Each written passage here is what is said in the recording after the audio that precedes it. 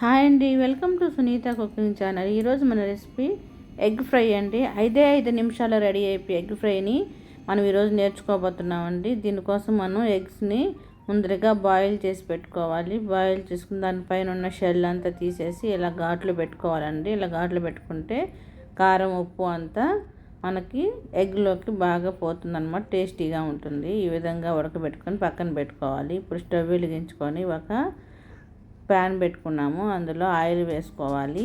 Oil ఒక 3-4 tables oil వేసుకొని 1 table spoon జీలకర్ర, 1 టేబుల్ స్పూన్ ఆవాలు వేసుకోవాలి. ఆవాలు జీలకర్ర అనేవి చిటపటలాడిన తర్వాత ఇందులో కరివేపాకు వేసుకోవాలండి.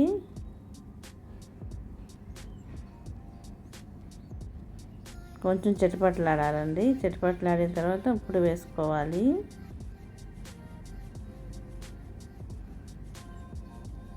కరివేపాకు వేసుకుంటే మంచి ఫ్లేవర్ వస్తుందండి.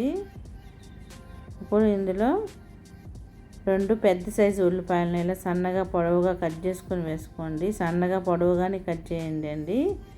ఇలా కట్ చేసుకొని మనం ఫ్రై చేసుకోవాలి. ఈ ఆనియన్స్ అనేవి త్వరగా ఫ్రై అవ్వడానికి ఇందులో ఇప్పుడే మనం కర్రీకి సరిపడా సాల్ట్ వేసుకోవాలి. వేసేసుకుంటే ఆనియన్స్ అనేవి త్వరగా ఫ్రై అవుతాయి.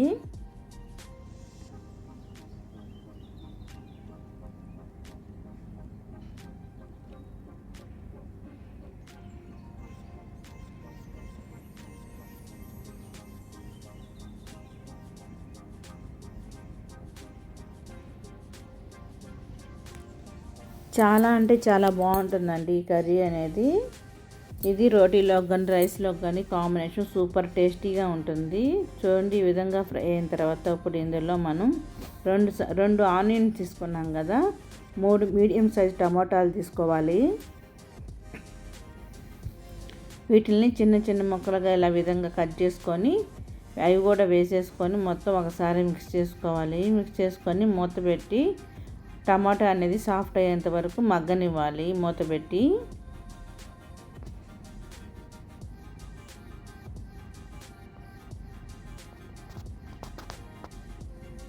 చూడండి, టమాటా అనేవి చక్కగా ఉడికిపోయాయి, మెత్తగా సాఫ్ట్గా. ఒకసారి గెరిటతో స్మాష్ చేసుకున్నట్టు అలా అనుకుంటే సరిపోతుంది.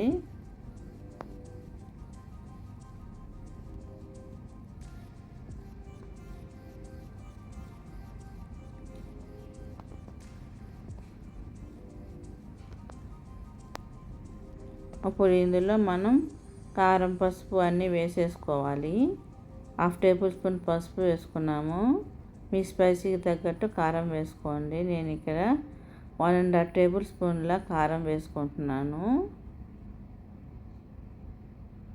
సాల్ట్ అంటే ఆల్రెడీ వేసేసింది కాబట్టి ఇంకా అక్కర్లేదు, సరిపోయింది.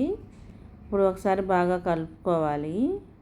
దీనిలో కావాల్సి ఉంటే మీకు కొద్దిగా ధనియాల పొడి వేసుకోవచ్చండి, 1 టేబుల్ స్పూను. నేనైతే వేయలేదు. ఒకసారి బాగా కలుపుకొని మిక్స్ చేసుకొని మూత పెట్టి మళ్ళీ మగ్గనివ్వాలి. కొంచెం ఆయిల్ అనేది పైకి తేలేంత వరకు మగ్గనిస్తే కర్రీ అనేది చాలా టేస్టీగా ఉంటుంది. చూడండి, ఇప్పుడు ఒకసారి బాగా కలుపుకొని ఇందులో మనం ఇప్పుడు బాయిల్ చేసుకున్న ఎగ్స్ని వేసుకోవాలి.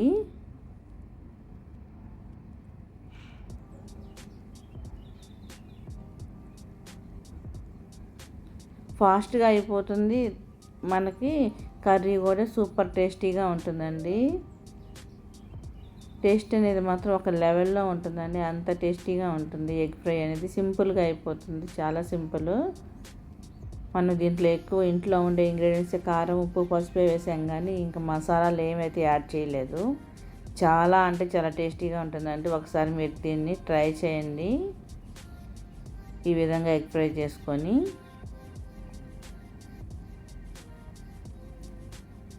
చూడండి, మూత పెట్టి మళ్ళీ ఒక 5 మినిట్స్ పాటు మగ్గనిచ్చాము, ఒక 2-3 మినిట్స్ పాటు.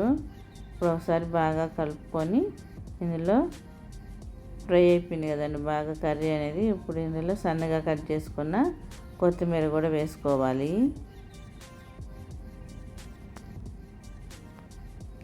వేసుకొని ఒకసారి బాగా కలుపుకోవాలి.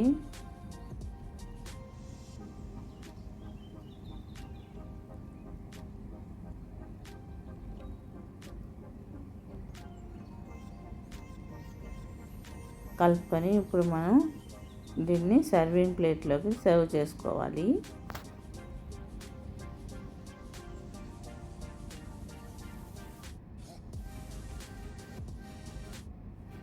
చూస్తుంటే నోరు ఊరిపోతుంది కదండి. టేస్ట్ అయితే సూపర్ ఉంటుంది. ఒకసారి మీరు ట్రై చేయండి.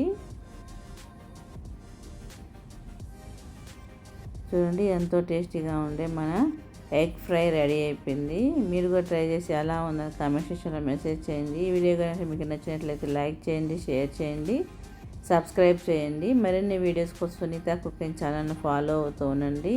మరిన్ని వీడియోస్ కోసం మన ఛానల్లో మంచి మంచి రెసిపీస్ పెట్టినాయండి, ఒకసారి చెక్ చేయండి. Thank you for watching friends. Please subscribe my channel.